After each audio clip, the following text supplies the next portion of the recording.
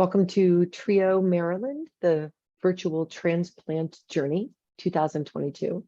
We look forward to a program filled with great information and takeaways for everyone participating.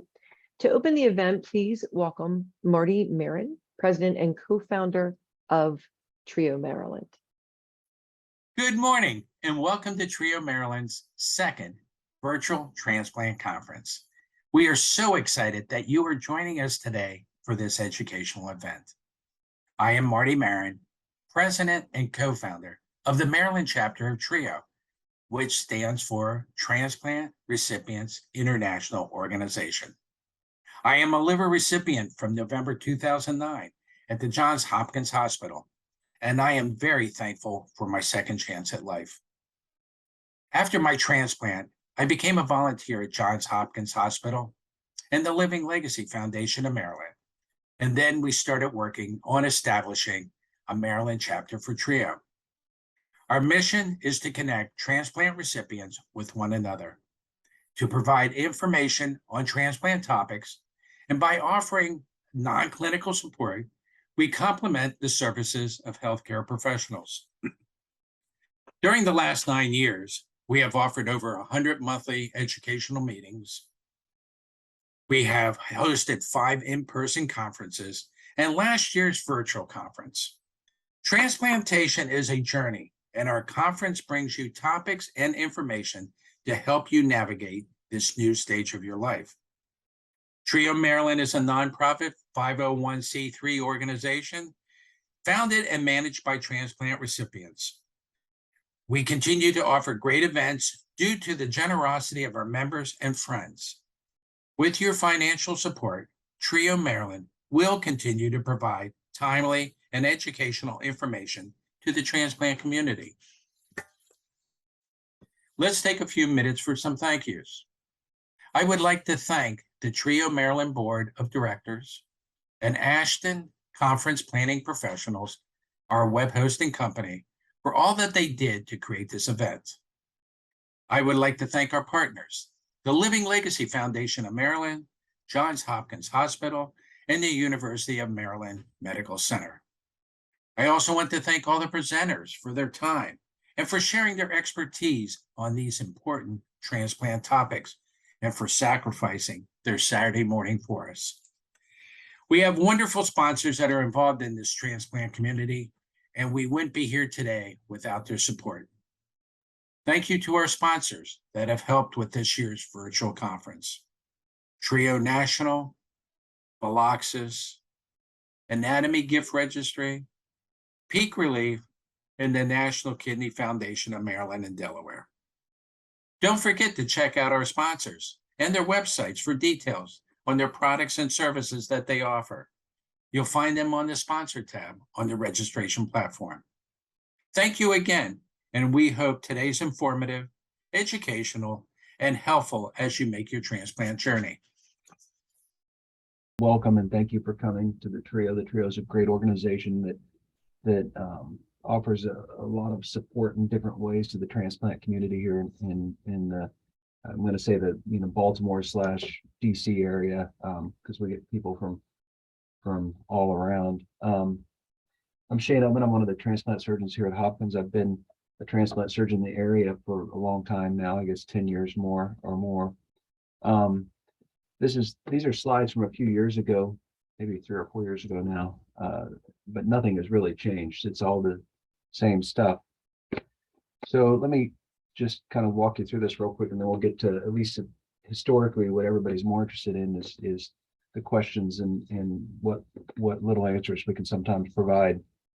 I think you have to remember that it's a process. Everybody wants smooth sailing, but a lot of times there's some rough seas getting from the point of needing a liver transplant all the way through the transplant process. And there's a big team involved in this process, and learn to use that team. You can have all sorts of ups and downs getting there, and it'll be everything from you've been called in 4 times for a liver transplant and the liver is not good for any of them to you go to the lab and there's no order in there to get your labs, and some of it'll be frustrating, and I get that, but bear with us. We'll get you through it. This is I put this in here to remind you that you're not alone in the whole endeavor to get better.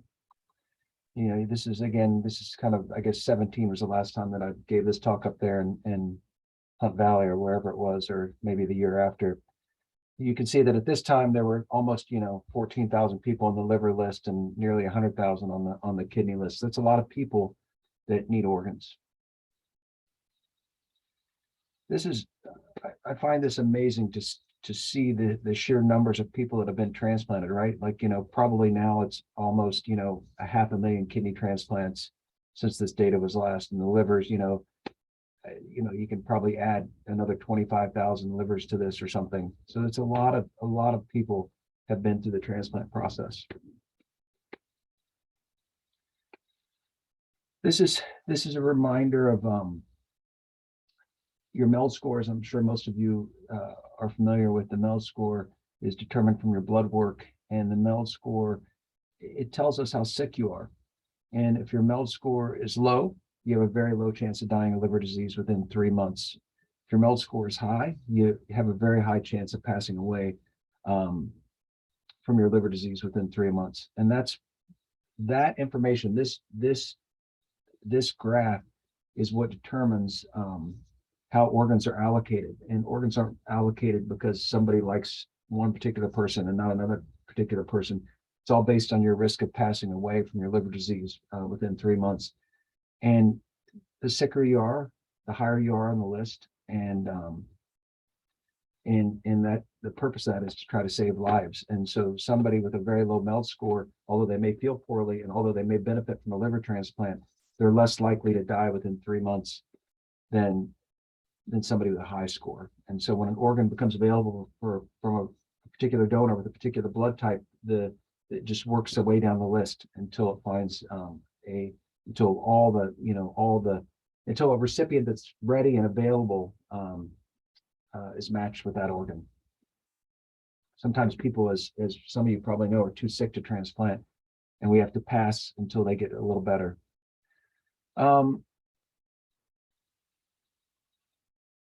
This is the team, really. There's a coordinator, the social worker, hepatologist, bunches of nurses, and everybody, from the admit person in the hospital to when you're discharged, by the nurse up on, at least if you're at Hopkins, on our transplant floor. Your coordinators are key in this. They've taken a lot of patients through the process, and they are incredibly knowledgeable about the process, and they're going to be your first point of contact for all things related to transplant.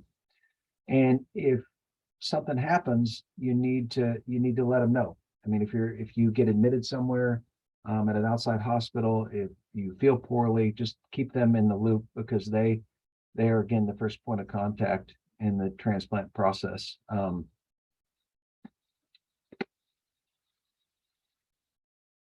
Social workers, these are the unsung heroes of transplant, and the social workers, they make so many things happen for the patients but usually post, to help you get through the process, marshaling any resources that are available, helping people understand the insurance issues, all sorts of stuff. And the social workers,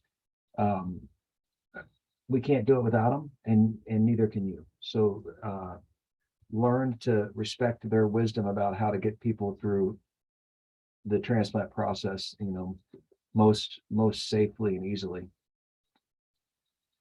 You guys all know your hepatologist. Your hepatologist is key in this whole process, and their job is to keep you as well as you possibly can be until you can get a new organ. And they will manage your chronic liver disease the best they can until you can get a new organ, and keep them in the loop. If you get sick and you get admitted somewhere, they need to know about it, and work with them to get you through the process.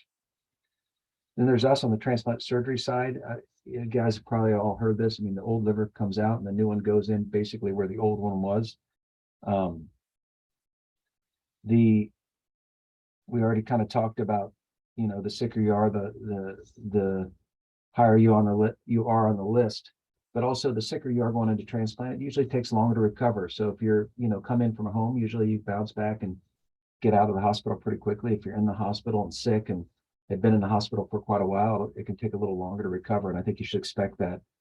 The third bullet point here, I think is easy to say. It's hard to do, but I'm going to encourage you to do it the best you can. Take care of yourself the best you can as you come into transplant. So, you know, if you're smoking, don't smoke, and eat right and exercise and try to keep your muscle mass as you know, robust as you can, so that when you do get your transplant, you can recover more easily. And that's, you know, that's as simple as whether it's basically exercises, you know, in your home or going to the gym as best you can, whatever it takes, you know, going for walks. Just don't do the best you can, given how sick you are. That's what I'm going to say. So that's really it for the slides. That's the team that cares for you. So I'm going to stop sharing, and I guess we'll open it up to any questions. I apologize. I'm still not able to share my video so you guys can see me, but that's. I'm so sorry. It's okay. It's okay. It's I guess I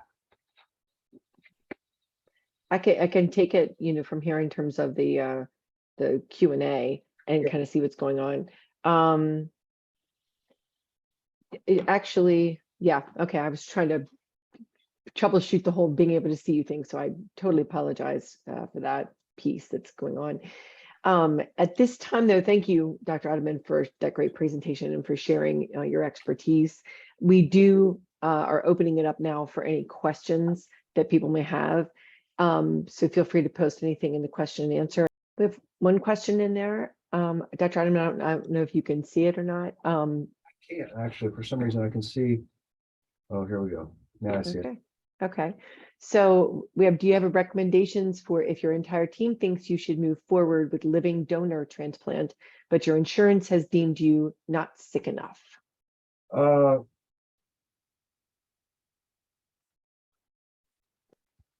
That's a great question.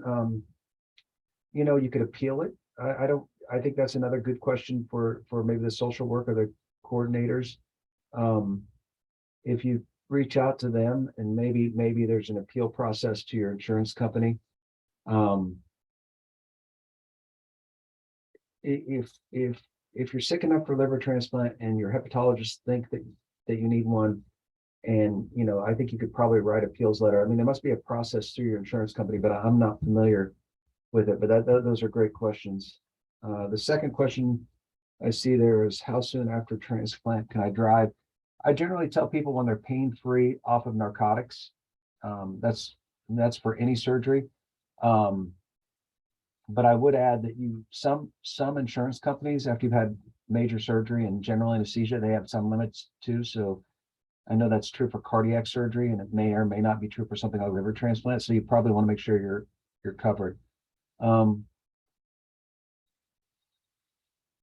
What's the likelihood of traveling to the hospital only to find that the organ won't work? That's we for liver transplant in particular, right? It's a little different than kidney. For liver transplant in particular, the liver can only be out of the body for so long. So we have to pretty much have you admitted and make sure that your COVID test is negative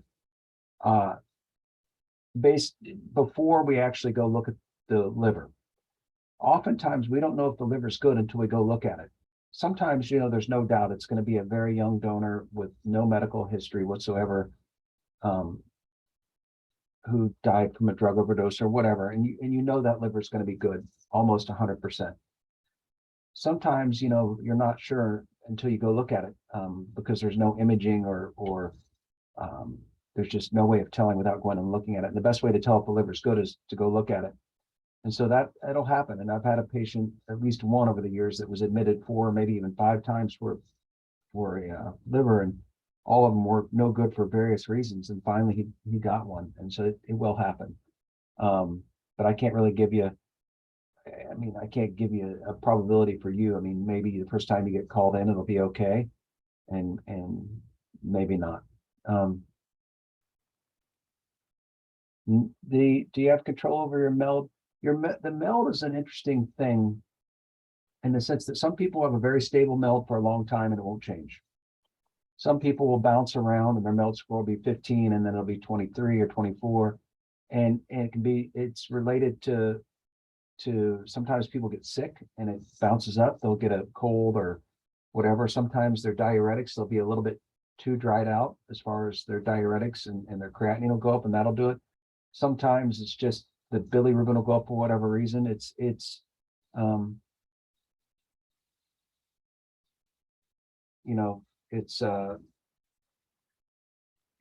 can bounce around. That's a true statement. And I think the important thing is that if it does bounce up for whatever reason, meaning if you get sick and you're in an outside hospital and it goes up, you let the team know, because sometimes that's an opportunity to capture that higher meld and get you transplanted. She also asked, will diet impact that? I don't know if diet would necessarily. Probably. I mean, probably not, but maybe. I mean, if you had if you're maybe on Coumadin or something and you changed your amount of fruits and vegetables and vitamin K containing foods, maybe it could, but it's probably usually not. There's no weight limit to receiving a transplant per se. The BMI is, oftentimes people talk when you get a BMI that's too big, and that's the body mass index, which you can Google and read about.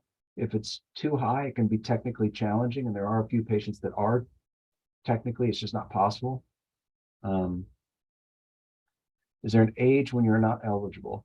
We transplant plenty of patients over 70, and so it's really more about your physical age than your biologic age. And if you're really a good over 70, and you've been active and fit, then that's not age is not in and of itself a preclusion to transplant. The whole, when you can get vaccinations after post-transplant, that usually you wait 2 or 3 months. You can't get any live attenuated live viruses, and that'll all be covered. You'll get basically a pamphlet that'll spell all that out for you, but that's kind of the short answer.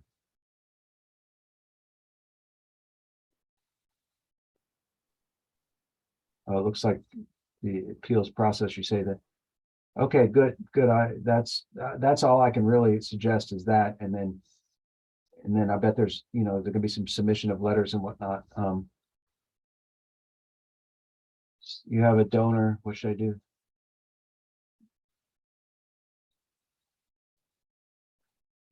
I have a donor, and what should I do to get him involved? Yeah.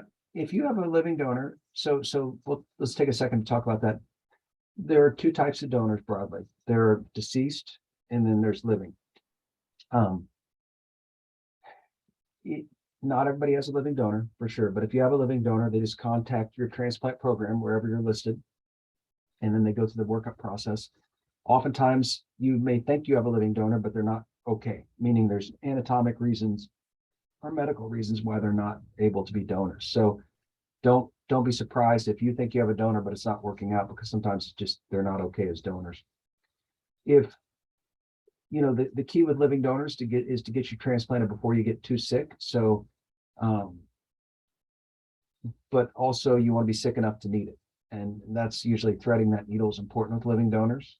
But they can step forward, they get worked up, and if appropriate, and you're appropriate for a living donor, because some people aren't. Sometimes the living donor doesn't have a big enough piece of liver when you take out the portion of liver from them for the particular recipient, or sometimes there's not. We have to calculate very carefully to make sure there's enough liver left over for the donor, obviously. The risk of accepting a Hep C liver. So that's a great question. 5 or 6 years ago, we pretty aggressively started using Hep C livers into non-Hep C, because the medications are, virtually 100% effective at treating hepatitis C. And we've done it a bunch of times and we've never had an issue with it. And in theory, there's less than 1% chance we wouldn't be able to treat the hepatitis C post, meaning it wouldn't respond to the drugs. We've never had that happen here at Hopkins. You have to balance that very small risk of not being able to treat the hepatitis C with the risk of dying from your liver disease. And most people, they're at much greater risk of passing away from the liver disease than the hepatitis C, obviously not being able to be treated from the donor. The hepatitis C, some people are like, well, the donor has hepatitis C. Just like everybody, it takes hepatitis C a long time to damage the liver. And so oftentimes if the donors, and for whatever reason, some people, even if they have hepatitis C, it never really damages the liver much at all. So like we were talking about earlier, you have to go look at the liver, and if the liver looks okay, even if it has hepatitis C, and then it's okay. So the risk are, if the liver looks okay and it looks like a good liver, the risk of accepting hepatitis C liver is very small, outside of the very small chance that the hepatitis C wouldn't be treatable. Again, that's the proper diet going forward. I'll refer you to a nutritionist. Depending on which program you're at, they all have pamphlets that they hand out that spell out kind of, what you should and shouldn't be eating and for liver failure patients. Hurdles to expect post-transplant, full average time to full recovery. Well, that's generally, if people come in, let's take a subset of patients that are transplanted for hepatocellular carcinoma. Those patients generally come in from home. They're usually pretty well compensated, and by well compensated, I mean they don't have a lot of manifestations of the liver disease. Those patients usually go home in 5 to 7 days after transplant, and they're feeling pretty much back to normal by 6 weeks. If you're very sick and in the hospital and you've been in the hospital for a long time, it's going to take you much longer to recover. And there have been patients over the years that have been in the hospital for 3 or 4 months, get a liver transplant, and it takes them, a year before they're totally okay. And so it's a little bit of a depends on how sick you are to get to a full recovery. And that's, if you're young and you're able to keep working hard, you'll get there. That's one of the issues about if people are older, they have less reserve, and it's harder to, if they're really sick, it's harder to get them through a hard transplant and get them back to full recovery. What MELD score makes you eligible for a living donor versus? So statistically speaking, if your MELD score is less than 15, you are, and this is population based, right? This is not you, and I've never seen you, but what makes you eligible for a living versus a cadaveric? In general, if you have liver failure, you would benefit from liver transplant. Statistically speaking, if your MELD score is less than 15, you're just as likely to be alive at 1 year, or maybe more, rather likely to be alive at 1 year with your native liver than a transplant. That's, again, that's, if you're talking about 1,000 people or 10,000 people. If we're talking about you, it may be different. You may have bad ascites, you may have bad confusion, you may have other reasons. You may have had multiple GI bleeds that require transplant. So your eligibility is based on your degree of liver failure, and the MELD score. Maybe some insurance companies use 15 because of those population-based studies, but again, it could be appealed depending on how your manifestations of liver disease. If the living donor does not match, can you switch someone? Interesting question. We do swaps with livers. It's not very often, but it is possible to do. So if you're not compatible with a particular donor, that is possible. It's a once every couple of years type thing, but it is a possibility.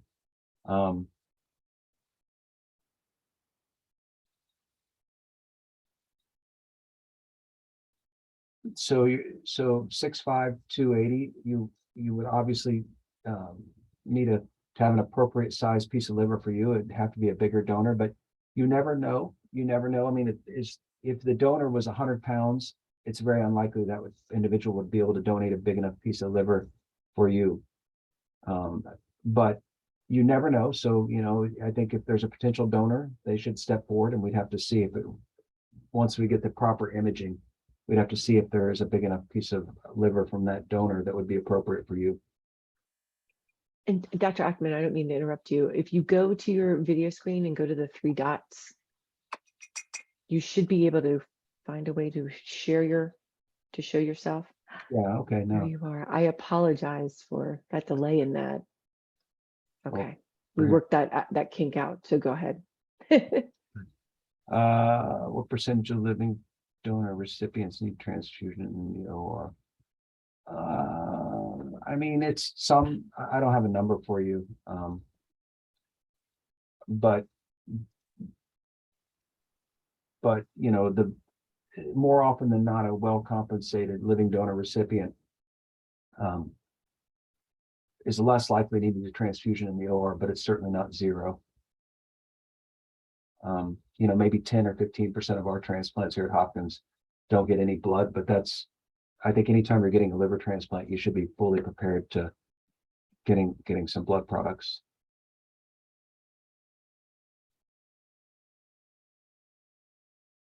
Average lifetime, so survival after transplant, generally, 95% of patients are alive at 1 year.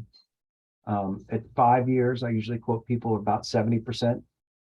At 10 years, 50 to 60%. There are many 20-year survivors after liver transplant now.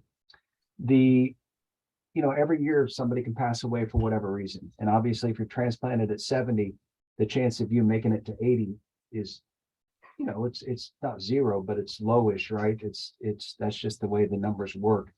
So, it's transplant survival is pretty good. And given the reality that you have a life, a life-altering disease that without a transplant, people would pass away, it's pretty darn good. Complications like arterial stenosis. So that's a great question. So complications, there's definitely higher complication rate with living donors than whole organs because all the hookups are smaller. So, the bile duct and the artery complications are probably 30 to 40% in living donors. Almost all those can be managed with interventional procedures like little plasties and stuff, and we can manage people through that process and they'll be okay in the long term. But definitely sometimes people need to be retransplanted for it. They need more surgery for it. There's no doubt about it. When you get a whole liver, those complications are less, probably less than 10% for each of those, certainly. But they still happen. And that's why when people can get a whole graft, it's better than a living donor, but a living donor is better than no graft at all. And a living donor is better than suffering and potentially getting too sick to transplant.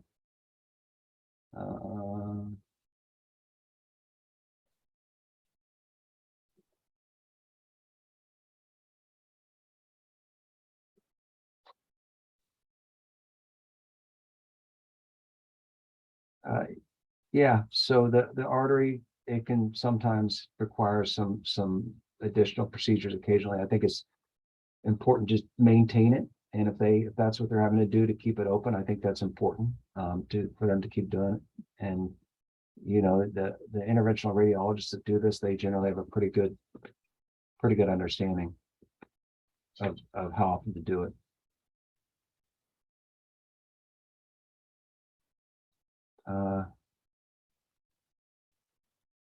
Can a patient spend 30 years, trying to understand the question, spend 30 years undergoing this surgery?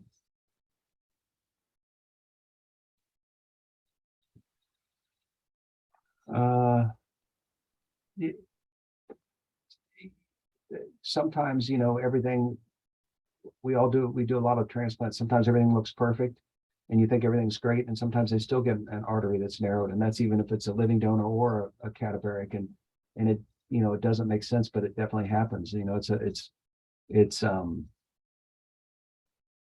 probably just related to the whole process of taking liver out and putting it in and the trauma to the organ to do that. And maybe it's just too much for it, but it definitely happens, even though sometimes everything looks great. And sometimes you kind of worry about it and you suspect that it could happen, and you have to just follow it closely and maintain it with interventional procedures.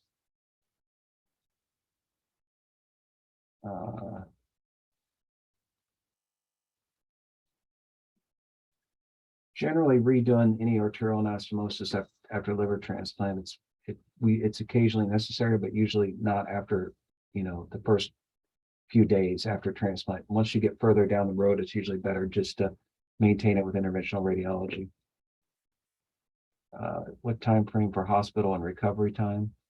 That's the variable question depending on how sick you are going in. If you come in from home, you're going to be in the hospital 5 to 7 days, likely. And if you're in the hospital sick and have been in the hospital a while, you're going to be in the hospital longer to recover, and it's going to take you longer to feel better.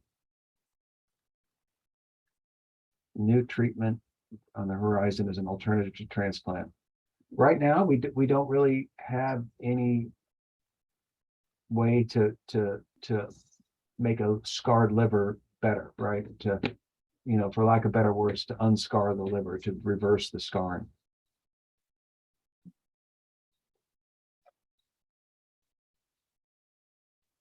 Does a cancer diagnosis requiring surgical? And no, your MELD score is all determined by your labs, unless you have one of the known exception point disease processes, and then that's you get a prescribed MELD score based on that, and that's whether that's hepatocellular carcinoma, or hepatopulmonary syndrome, or whatever it is that's prescribed by UNOS. Do you have patients that never get sick enough for transplant? Yeah, that's the double-edged sword, right? If you're not sick enough to need a liver transplant, that's probably better for you. I mean, if you feel, even if you have cirrhosis and you're well compensated and you don't have any really consequences to your cirrhosis, that's probably better for you. People can live for a long, long time with cirrhosis as long as they take care of themselves.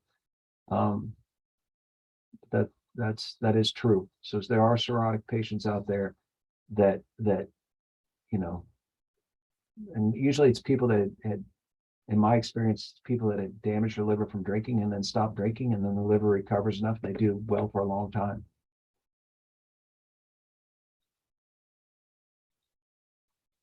The confusion after liver transplant, if all of your reasons for confusion were related to the liver, it'll get better with the liver transplant. If there are other reasons, neurologically based reasons that, previous head trauma or other reasons, then it won't recover. But if it's all related to your liver, then getting a new liver will fix it.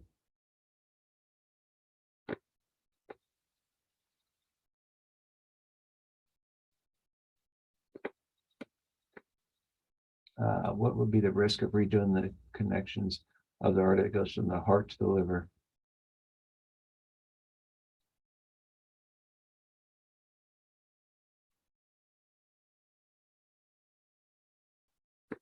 Well, I mean, it could be a significant risk. I mean, you could potentially make him worse. It's hard to know without knowing the specifics of the case, and that can be a very difficult reoperative surgery.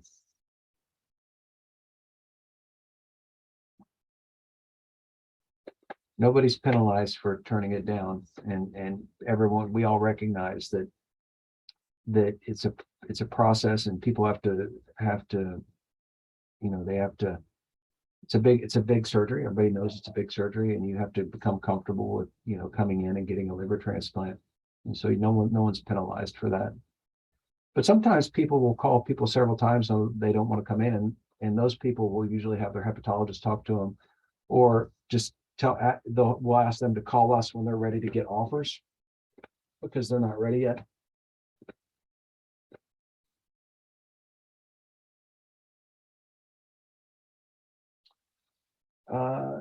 As far as the discomfort in his abdomen, it's hard to know without actually seeing somebody. People can have kind of vague abdominal pain for a long time after liver transplant. Most people don't. Most people kind of get better after 6 weeks or so, but sometimes people do have random vague discomforts to their abdomen. It's a big surgery, and it's a big scar on the belly for sure.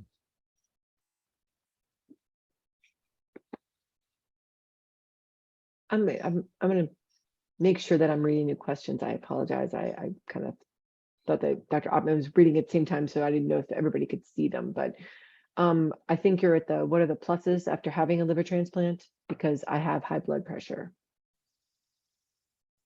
A lot of patients have high blood pressure, and it's you know, that's just treated medically. The liver transplant, you know, it wouldn't impact that per se. Some patients have low blood pressure related to liver disease, and that will gradually reverse over time, and they may require some blood pressure medications later, but that would be something that would just have to be managed. Yeah, there's no way to prevent the narrowing of the arteries from happening.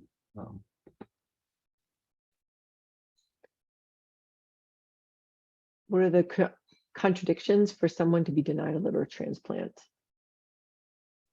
Yeah, the contraindications for liver transplant, you know, if somebody has some infection that can't be controlled, if somebody has some cancer that's spread outside the liver, you know, if their heart's not going to, liver transplant's a big operation, if the heart won't tolerate the operation. You know, those are some of the big ones. Sometimes people just get too sick and they can't be transplanted safely. They're on, you know, they're in the unit, they're in the intensive care unit, and they're on too much support already to get them safely through it. How does encephalopathy affect the child's developing brain? I don't have a good answer to that question. That's something you'd have to talk to your, if you have a child, you'd have to talk to your pediatric hepatologist, and you know, my suspicion is that I think you just best talk to them. I mean, they probably know those studies much better than I do. I mean, we transplant a lot of children, and you know, they generally do very well. But maybe to your specific question, if they were young enough and they had the encephalopathy long enough, it might impact them. But your pediatric hepatologist would have a better understanding of that. I have COPD and psoriatic arthritis. Does that put me at a higher risk? It depends on how bad your COPD is. If it's very mild, then not such a big deal. If it's really, really bad, sometimes that can you know, limit your ability to get a transplant, for sure, a liver transplant. The psoriatic arthritis, I don't really have any particular comments about that. I think that, you know, we've certainly transplanted patients with psoriatic arthritis. It's but I don't think it's a reason to not transplant someone, for sure. How many times can angioplasty be done in order to open the arteries, place a stent, and blow with the balloon without putting the main artery itself at risk? I'd say you'd have to. Usually, it's only, you know, in my experience, it usually doesn't have to happen, you know, more than 2, 3, 4 times over, you know, a couple of years. But that'd be a good question for your interventional radiologist who's ever doing it.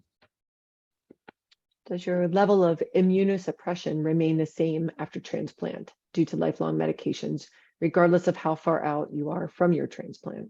No, generally it's, you know, it's more initially, and over time it's weaned. And most people, most programs are on one drug to prevent rejection at 1 year. Most, but not all.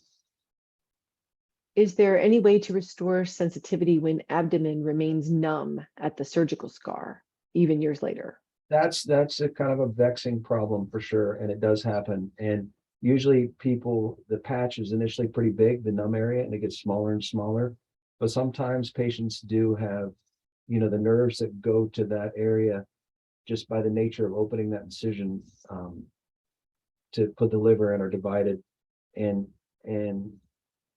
usually it gets better and the area gets smaller. But if it's still there, probably nothing. It's probably not going to get any better. How can we prevent the narrowing of the arteries from happening? Will Eliquis do that? Yeah, if it's happening, there's nothing you can do to prevent it. If it's something that happens, it's just going to happen. Eliquis doesn't prevent it. It makes the blood thinner, so it's less likely that the artery will go down. Will gum or teeth infections affect transplant? Sometimes people can't be transplanted if they have a tooth abscess or something. So that's why people, historically, everyone had to go to the dentist to make sure they didn't have any severe dental disease that was going to, potentially get worse on immunosuppression and whatnot. And thank you, Dr. Ottman, for our transplant surgery on June 9th, Marshall and Catherine, and we are doing fantastic. We're very grateful for you. Great. Thank you for the update. How frequently are recipients able to wean off all immunosuppressants? Almost never. There are very rare reasons that we stop everything, but usually that's because people got so sick or they had some other, problem that we had to stop everything. And generally, you're going to be on immunosuppression for the rest of your life. Low dose, but immunosuppression. How long after transplant do recipients need pre-med before dental? I don't have an answer to that question, but I think we do it for life. But the post coordinators, that we didn't really talk about them, but they're another wonderful piece of all this. The nurses that take care of you afterwards, they've answered every one of these questions 100 million times, and you will get to know them very well, and they will take excellent care of you. And they are fantastic resources, especially for things like this. They can tell you, what you can eat, what you can't eat, what pets you can have, what pets you can't have, all that stuff. And they're phenomenally knowledgeable about all this. And we have a recording of this session. A recording of the session will be available. I'm preparing to have the taste procedure within a couple of weeks. How did they come to this decision to have to do this? The taste procedure, I suspect you have a hepatocellular carcinoma, and the taste procedure is standard therapy to keep your tumor within what we call Milan criteria until you're able to get transplanted. So it's what's kind of known as bridging therapy, and it's pretty much always done, again, to keep the tumor in criteria until you're able to get transplanted.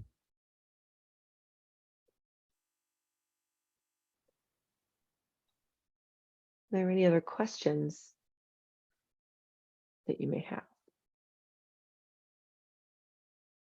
There's some good questions in there for sure. It's Yeah. I think that your coordinators, both programs, I suspect most people are either here or University of Maryland. Your coordinators, they're great resources for all this, and use them. And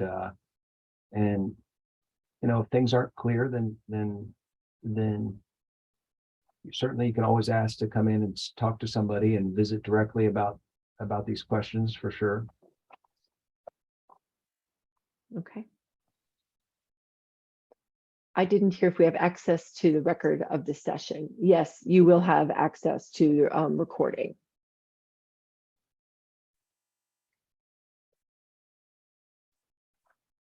Thank you, Dr. Ottman, for your insights and for answering so many wonderful questions.